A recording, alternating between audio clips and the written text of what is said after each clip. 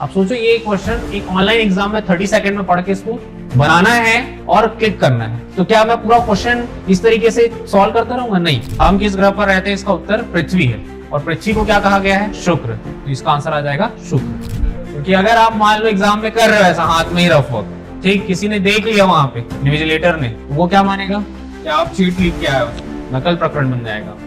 थोड़ा थोड़ा करके मैं रील भी बना के डालूंगा, ताकि लास्ट टाइम में एग्जाम टाइम में रिवीजन करना है ना, एक एक रील देखते जाओ, आपका रिवीजन होता चले जाएगा, है ना। रील का सबसे अच्छा उपयोग यही है। मान लो आप 60 रील देख लिए 1 घंटे में, 60 टाइप का क्वेश्चन आपका रिवीजन होगा। इतना देख के भी आप टिक कर दिए, क्योंकि उतना रिलेवेंसी आपकी आ गई। बाकी 3 ऑप्शन में तो बिल्कुल रिलेवेंसी नहीं है, तो छोड़ दो उनको, देख के टिक लगाओ, आगे बढ़ो। बहुत संभल कर, बहुत ध्यान से बनाना पड़ता है ऐसे क्वेश्चन।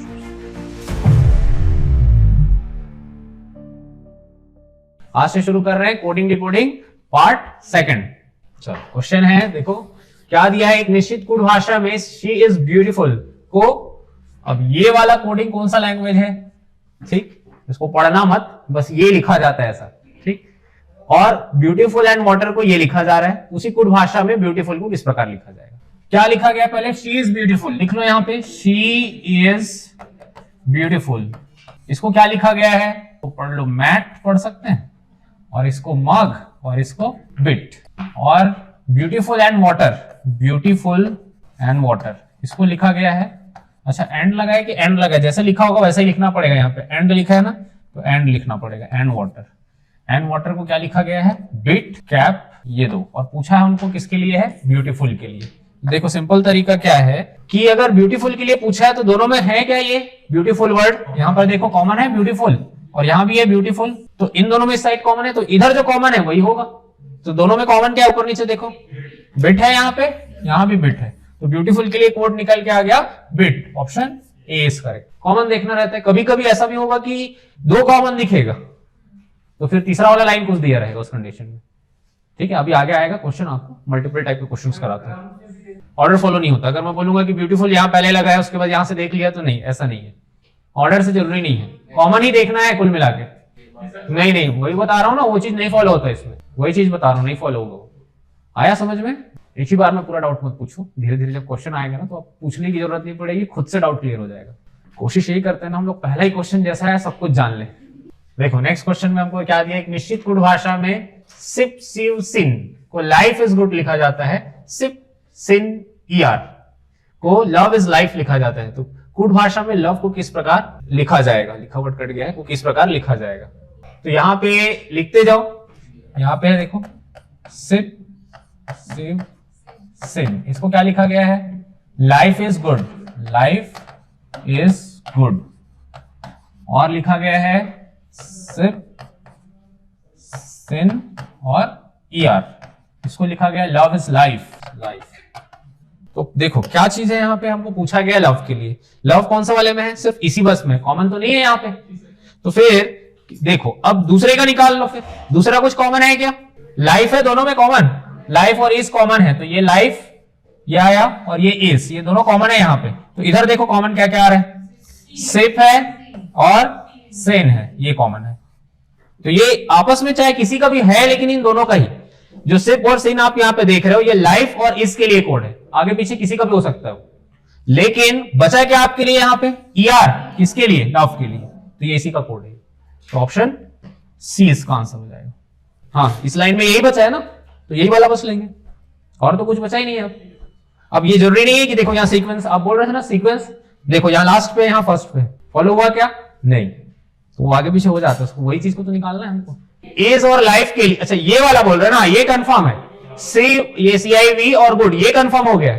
लेकिन अगर मैं बोलूंगा आपको कि सिप और सिन में लाइफ और इसके लिए कोड बताओ, तो आप नहीं बता सकते। दोनों पॉसिबिलिटी बनता है, वो भी हो सकता है, वो भी हो सकता है। मान लो इसमें किसी के लिए लाइफ के लिए पूछ देता, तो फिर आप क्या करते? तो फिर आपको ऑप्शन से जाना पड़ेगा। ऑप्शन में अगर दे रखा है क्या? सिप और CN स्लैश करके जहां दिया रहेगा ऑब्लिक वाला, वही वाला लोगे। समझ आया क्या करना है? अब नंबर्स के साथ दे दिया, परेशान होने की जरूरत नहीं है, जैसा अभी तक बना रहे थे वैसे ही बनेगा। क्या दिया है? एक निश्चित कोड भाषा में प्रत्येक शब्द को एक अंकित कूट के रूप में लिखा जाता है। तदनुसार 1875 का अर्थ वोन द राउंड वॉच है, 6143 का अर्थ है अ केक इज राउंड है, और 7321 का अर्थ है वॉच अ राउंड व्हील है, उस कूट भाषा में वॉच का कूट क्या होगा? देखो लाइन सही तो दिया है ये लगभग, ठीक, तो मैं नहीं लिख रहा हूं और डायरेक्ट करेंगे यहाँ पे। यहाँ इन दोनों में क्या कॉमन है? देखो 1 है यहाँ पे कॉमन, ये 1 है यहाँ भी 1 है और इस वाले में 1 है। और अगर 1 है इधर तो वर्ड में क्या कॉमन है बताओ? एक ही कॉमन है ना। हाँ, तो इधर यहाँ पे राउंड आ रहा है और यहाँ पे राउंड है और इस वाले में भी राउंड है, ठीक। तो राउंड का क्लियर है, क्या है यहाँ पे? 1 है राउंड का, ठीक। और हमको पूछा वॉच के लिए, लेकिन अब देखो इसमें इस वाले में क्या था? 7321, 1 तो नहीं है इसमें, तो पॉसिबिलिटी किसकी है? 732 की। 732 में से कौन सा है ऑप्शन में? 1 तो नहीं हो सकता बोल रहे, तो बचा क्या फिर? 7, ऑप्शन ए इज करेक्ट। तो ऐसा थोड़ा सा लॉजिक लगा के निकालना पड़ता है, समझ आ रहा है ना? देखो इस क्वेश्चन को कैसे बनाओगे? एक निश्चित कूट भाषा में बीटर एशकिल को पाल या पैल और टॉम लिखा जाता है, वेरी क्यूट डॉल को सॉट टिम टॉय लिखा जाता है और डॉल एंड किल को टॉय सैट टॉम लिखा जाता है। उसी कूट भाषा में एंड को किस प्रकार लिखा जाएगा? एंड के लिए निकालना है। एंड कहां पर है? डॉल एंड किल, बाकी दोनों में नहीं है, तो कॉमन को पहले अलग करो। डॉल का इन्हीं में से कोई एक है, कंफर्म है, क्योंकि बाकी में है नहीं, इसी बस में है, तो इन्हीं में से कोई होगा, ठीक है। इनमें से क्या नहीं दिख रहे? टॉय सैट टॉम में यहाँ पे टॉम नहीं है, तो टॉम तो ऐसे ही हट गया। टॉय और सैट में से कोई एक है कंफर्म आंसर, ठीक है। तो निकालना तो पड़ेगा ही। फर्स्ट वाले और इस वाले में कॉमन क्या है? किल, यहाँ भी किल, और इधर क्या कॉमन है? टॉम है, तो यहाँ भी क्या है? टॉम है, तो ये तो हट गया, किल का क्या आ गया? टॉम। फिर सेकंड और थर्ड वाले में देखो, वेरी क्यूट डॉल, डॉल है यहाँ पे, यहाँ भी डॉल है, तो इसमें क्या कॉमन आ रहा है? इस साइड में टॉय है, यहाँ पे, यहाँ भी क्या है? टॉय, तो फिर ये डॉल के लिए आ गया टॉय। और लास्ट बचा क्या फिर इस वाले में? देखो सैड बचा है और इधर क्या बचा है? एंड, तो एंड के लिए निकल के आएगा क्या? सैड। यही पूछा था एंड के लिए, तो एंड के लिए सैड, ऑप्शन सी करें। समझ आ रहा है कि नहीं? देखो कैसे बनेगा ये question. You are my world के लिए लिखा गया है काई पो चेलू, माई होम वर्ल्ड को लिखा गया है जे पो काई, शी वॉज माई गर्ल को लिखा गया है डा मू काई वा। पूछा किसके लिए है? वर्ल्ड के लिए। तो फर्स्ट सेकंड में क्या कॉमन है? देखो माई और वर्ल्ड कॉमन है, यहाँ पे इसी वर्ल्ड को पूछा गया है, तो इधर क्या कॉमन आ रहा है? देखो काई और हो, ये दो कॉमन है, तो इन्हीं दोनों में से कोई एक है आंसर, और दोनों है ऑप्शन में, ठीक है। इन दोनों में से कोई एक ऑप्शन करेक्ट है, ए या बी। और आगे देखो इसमें 2 हो गया, तीसरा वाला भी है यहाँ पे, शी वॉज माई गर्ल, और माई वाले में क्या है? देखो यहाँ पे, यहाँ सिर्फ माई है ना, और क्या काई और पो में से कुछ है? इनमें काई है, तो कंफर्म हो गया माई किसके लिए हो गया? काई के लिए। तो वर्ल्ड के लिए क्या बचा? वो, option B correct. I like holidays के लिए है, और इधर क्या है? Summer holidays started. दोनों में कॉमन क्या है? यहाँ पे हॉलीडेज कॉमन है, तो इधर क्या कॉमन है? टीयू है यहाँ पे, देखो टीयू, और इसमें भी है टीयू, तो हॉलीडेज के लिए निकल के आया टीयू। और आगे है आई हेट समर, तो समर वाला कहाँ पे कॉमन है? देखो ये समर है यहाँ पे, और इसमें है समर, क्या आएगा यहाँ से? कॉमन चेक करो क्या है? एन जे है यहाँ पे, और इसमें भी एन जे है, तो समर के लिए आ गया एन जे। पूछा किसके लिए है? समर के लिए पूछा था ना, तो एन जे तो आ गया, कंफर्म है ये, ऑप्शन डी इसका करेक्ट हो जाएगा। बना सभी से? नेक्स्ट देखो, ये तो बिल्कुल सीधा सीधा है। पूछा किसके लिए है? इसमें इट के लिए पूछा है। इट का अर्थ कहां पर है? इट ढूंढो, तो फर्स्ट वाले में है बस, और कहीं नहीं है, तो कॉमन तो ढूंढना ही पड़ेगा। It is car, he is Ram, इन दोनों में इज कॉमन है, तो इज कॉमन है, तो इधर क्या कॉमन आया? जी जे एल, ये आ रहा है, तो लिख लिया करो। इसका क्या निकला? जी जे एल। और सेकंड थर्ड में राम है, राम कॉमन है इसमें, तो यार राम, राम के लिए इधर क्या आ रहा है? के जे एच, राम का आ गया के जे एच, के जे एच। पूछा है इट के लिए, तो आगे और देखते हैं फिर क्या है। कार का निकालना पड़ेगा। अच्छा, इसमें क्या कॉमन है? फर्स्ट और थर्ड वाले में कार, तो यह आया कार। सीबीएम है यहाँ पे, तो कार का आ गया सीबीएम। बचा क्या है यहाँ पे? इट बचा है यहाँ पे, और इधर क्या बचा है? टीयूओ, तो इट के लिए आ गया टीयूओ, ऑप्शन ए है करेक्ट। नेक्स्ट क्वेश्चन दे रखा है, काफी बड़ा। एक बार एक क्वेश्चन पहले समझो अच्छे से, फिर बना लोगे कितना भी बड़ा हो। संख्याओं या प्रतीकों के एक समूह को नीचे दी गई तालिका और उसके बाद दी गई शर्तों के अनुसार अक्षरों का उपयोग करके कूटबद्ध किया गया है। शर्तों के अनुसार कूटों का सही संयोजन आपका उत्तर होगा। शर्त है, देखो संख्या या प्रतीक अगर ऐसा है तो उसके लिए कूट अक्षर ये वाला होगा। ठीक, जैसे 6 है तो उसके लिए क्या आएगा G, परसेंट है तो O, 8 है तो H, 9 है तो Q, @ है तो T, इसी तरीके से आगे। यहां तक समझ आया? अब आगे पढ़ो।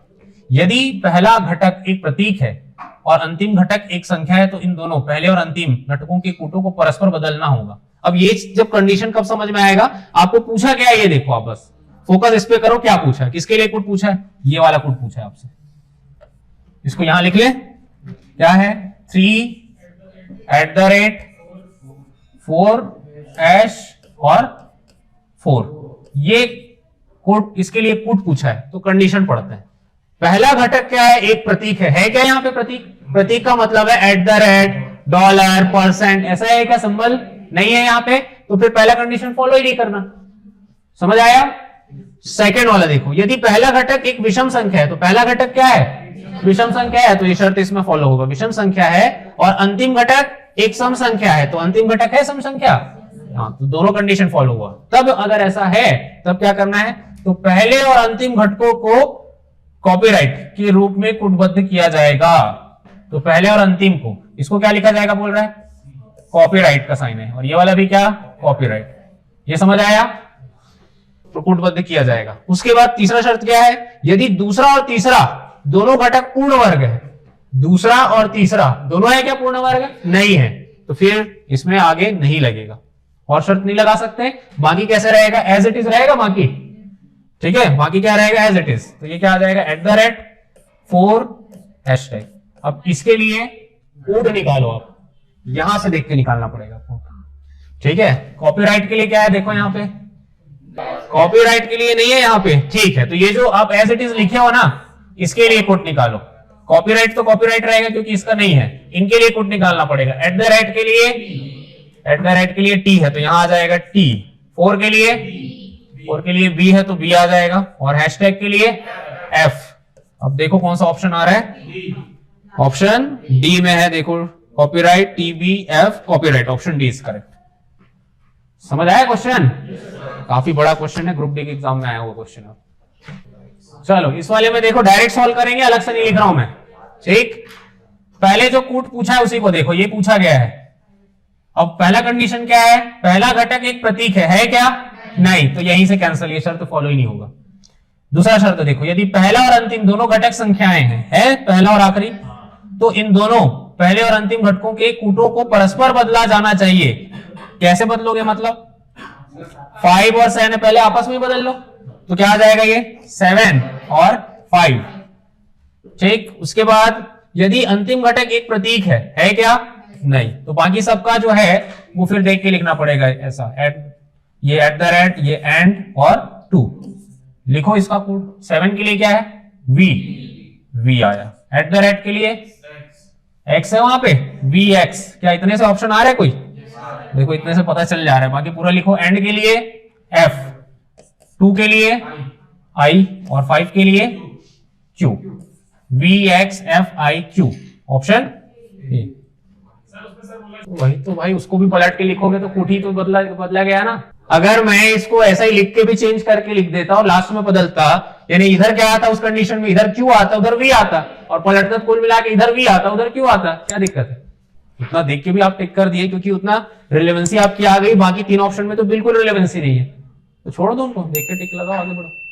अब सोचो ये क्वेश्चन एक ऑनलाइन एग्जाम में 30 सेकंड में पढ़ के इसको बनाना है और क्लिक करना है। 30 सेकंड के अंदर ये काम करना है, तो क्या मैं पूरा क्वेश्चन इस तरीके से सॉल्व करता रहूंगा? नहीं, मुझे जैसे ही नजर आया V और X का रिलेवेंसी नजर आ गया, ऑप्शन ए है, यहां से पता चल गया VX है, बाकी आ रहा है नहीं आ रहा है कोई मतलब नहीं, क्योंकि बाकी किसी ऑप्शन में VX नहीं है, इसलिए ऑप्शन ए क्लिक किया और बढ़ गया आगे।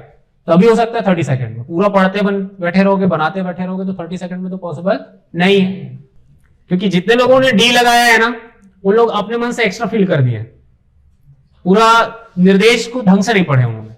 देखो कैसे निकालना, इसके लिए कोड है 9, लिख लेते हैं 913@#4, इसके लिए कोड निकालना है। अब देखो पहला कंडीशन, यदि पहला घटक एक सम संख्या है क्या? सम संख्या ना, तो विषम संख्या है, तो ये शर्त फॉलो नहीं होगा।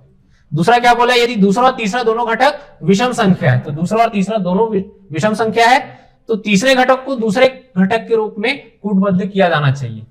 तीसरे घटक को, यानी कि 3 की जगह क्या लिखो बोल रहा है 1, और 1 की जगह 1 की जगह 3 करने बोला ही नहीं, आपस में बदलने बोला है क्या, नहीं, जितना बोला है उतना करो ना, ये तो 1 ही रहेगा।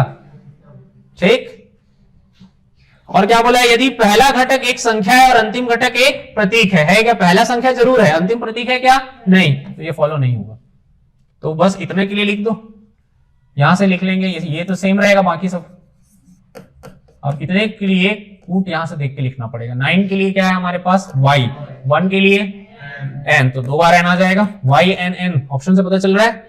देखो a बस में है, बाकी जरूरत ही नहीं है। बनाओ नेक्स्ट क्वेश्चन, होमवर्क की बनाओगे, होमवर्क बनाओ, ये क्वेश्चन बना के देखो, होमवर्क लेके आना बना के। निम्न अक्षर प्रतीक श्रृंखला के आधार पर पूछे गए प्रश्न का उत्तर दे। ये बाएं हैं बोल रहे हैं और इधर से दाएं हैं, आप अपने आप को यहां एज्यूम करो, ये बायां और ये दायां। उपरोक्त श्रृंखला में बाएं से ऐसे कितने अक्षर है जिनके ठीक पहले एक प्रतीक है और ठीक बाद एक अक्षर है। ध्यान से पढ़ना है, बहुत ध्यान से बनाना है इसको। उपरोक्त श्रृंखला में बाएं से ऐसे कितने अक्षर हैं जिनके ठीक पहले एक प्रतीक है।